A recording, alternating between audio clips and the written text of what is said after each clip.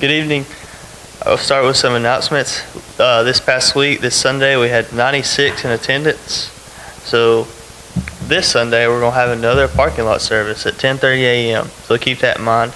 Also, one announcement, Jesse is with Patty Browder, recovering from a fractured hip. Please keep her in your prayers. I'll go ahead and get started with this evening's devotion. You know, there are things in this world that rightly concern us. We have legitimate fears about the future for ourselves and for those we love.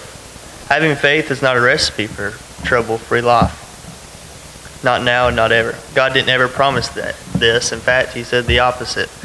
Outwardly, the world didn't dramatically change after Jesus was born. Tragedies continued to occur. One even formed part of the story of Jesus' birth itself when King Herod, insanely jealous at the thought of another king in his hand, ordered the brutal murder of all the baby boys throughout Bethlehem.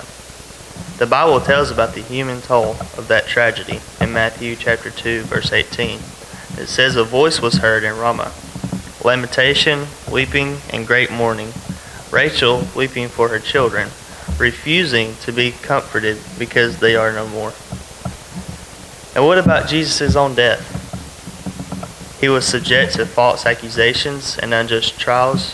He was publicly humiliated, beaten, and then executed in the most cruel of ways,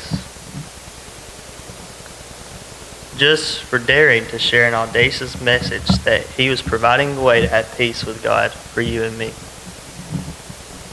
We will have trouble in this world, but God's promise to us is that even in the times of trouble, we can be at peace with him. His peace, a peace that passes all understanding.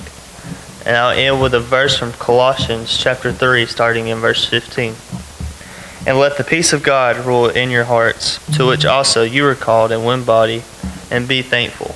Let the word of Christ dwell in you richly in all wisdom, teaching and admonishing one another in psalms and hymns and spiritual songs, singing with grace in your hearts to the Lord.